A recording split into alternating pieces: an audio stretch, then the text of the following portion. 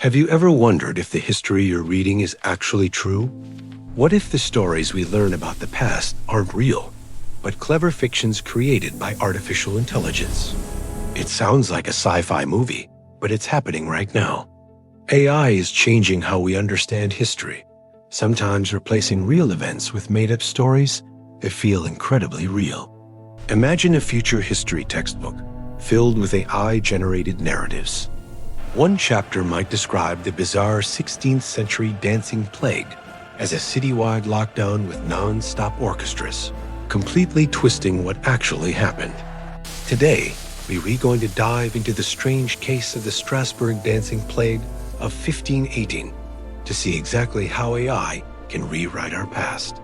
According to Encyclopedia Britannica, the Dancing Plague was a real event, probably the last major outbreak of its kind in Europe. It's a fascinating, mysterious part of history. But here is the scary part. A quick search online reveals that over 200 of the top results contain significant inaccuracies about it. These mistakes show just how easily AI-generated stories can spread and become accepted as fact. We are focusing on the Dancing Plague because it's a perfect example of how algorithms can warp historical narratives. It's a story filled with gaps and mysteries, which is exactly where AI thrives. Unlike the Great Fire of London in 1666, which is well documented through eyewitness accounts like Samuel Pepys's diary, but the Dancing Plague is much less clear.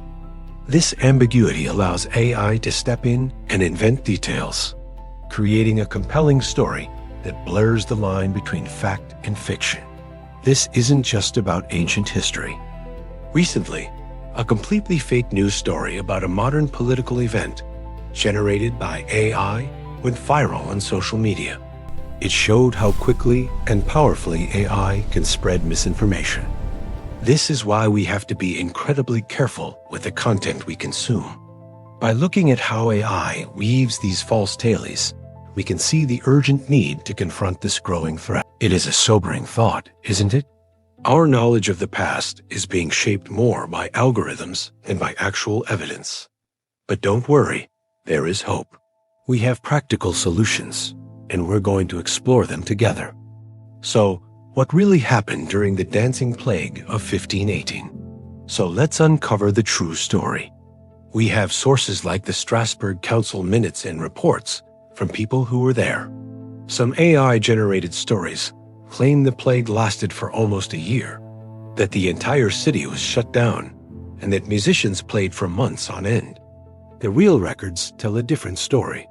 The outbreak actually lasted about 2 months, starting in July 1518. The city leaders, in a desperate attempt to find a cure, did arrange for orchestras to play, hoping the afflicted would dance the fever out of their systems. It's crucial that we learn to distinguish between these authentic accounts and the fiction spread by AI. If these made-up stories spread unchecked, they can change what's taught in schools, influence public opinion, and leave permanent errors in our collective memory. This is why staying alert and questioning what we read is more important than ever. To understand how this happens, you need to know what large language models, or LLMs, really are.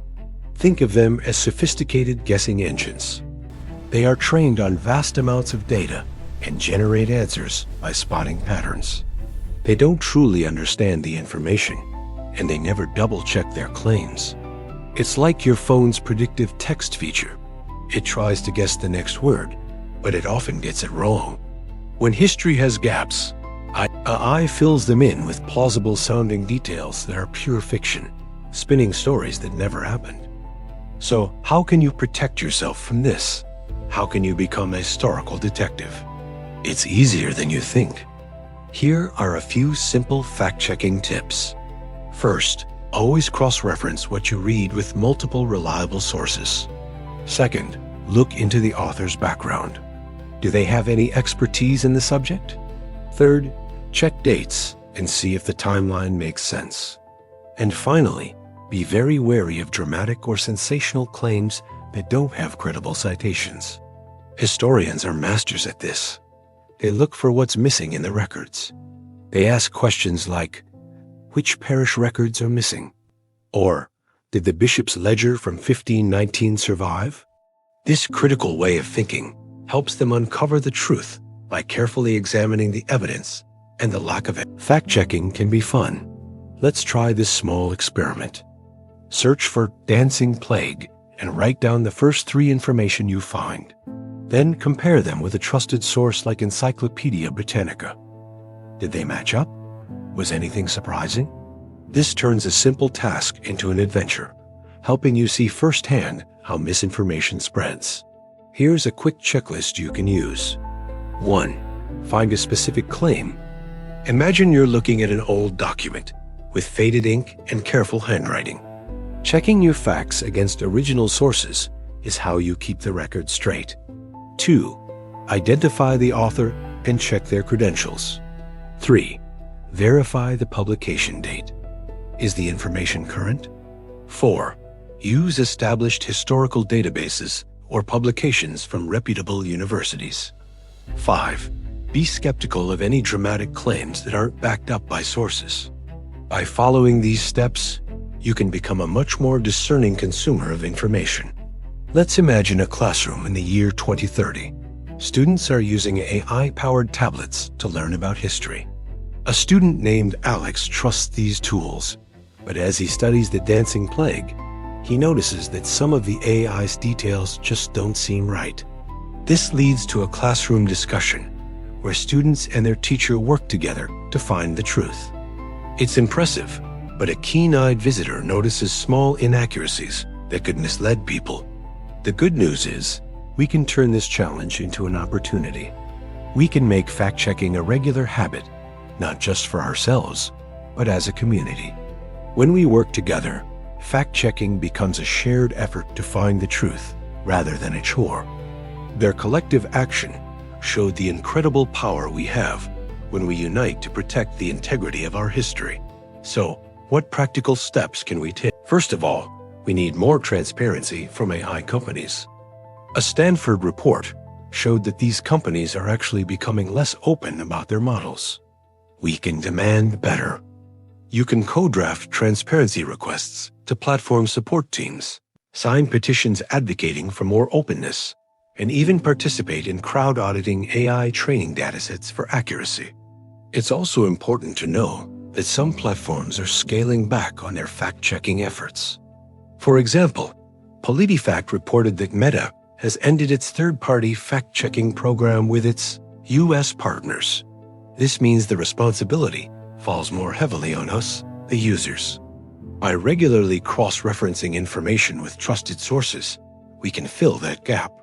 When we take these actions, we help build a more trustworthy online world. The ultimate goal is for AI and humans to work together. With clear systems and careful human oversight, this collaboration can reduce risks and turn technology into a reliable tool for understanding our past. We should encourage developers to build AI that prioritizes information integrity. By working together, developers, educators, historians, and all of us, we can ensure that AI enhances our understanding of history rather than distorts it. Let's commit to being curious, critical, and collaborative guardians of our shared past.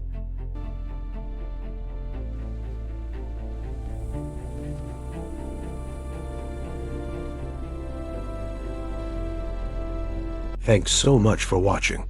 If you found this video helpful, please give it a like, subscribe for more content, and share it with someone who might find it interesting.